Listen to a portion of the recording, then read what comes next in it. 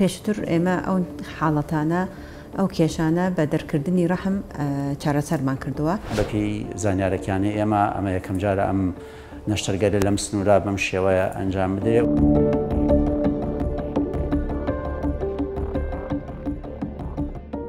نەخۆشێک تەمەنی 41 ساڵە ئەو خاتوونە کێشەی خزانەوەی ڕەحمی هەبوو.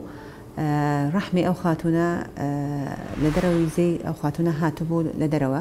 تاان پێشتر ئێمە ئەو حاڵەتانە ئەو کێشانە بە دەرکردنی ڕەحم چارەسەرمان کردووە.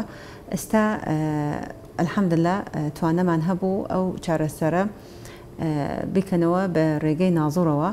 هەستان بە ئەنجامدانی ئەو نەشتەرگەری بە یەکەم جار لە هەرێمی کوردستان ئەو نەشتەرگە ئەیکەنەوە بە هەڵبەستنەوەی ڕەحمی ئەو خاتوونە بە فەقەراتی پشتی ئەو نەخۆشە ئەیکەنەوە.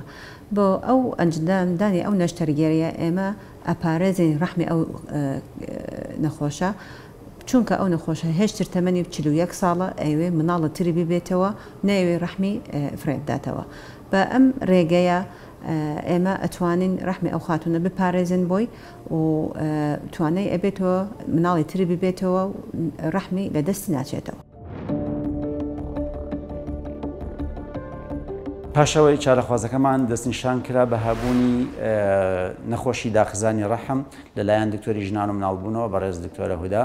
ئێمە ئەمڕۆ لەگەڵ دکتۆرە هودا وەکو تیم هەستاین بە ئەنجامدانی نەشتەرگەری بەستنەوەی ڕەحم و ملی مناڵانی چارەخوازەکەمان بە ئێسکی پشتەوەی حەوز بە بەکارهێنانی ئامێری ناوسگبین، واتە تەنها لە ڕێگەی چوارکوونەوە تەنها یەکێک لە کوونەکان پێویستی بە تەقەڵە واتە سکی نەخۆشەکە نەکراوەتەوە.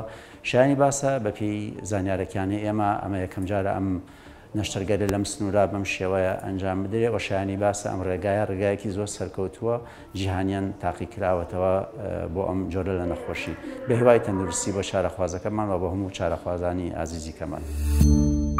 سمارت وەرچەرخانە.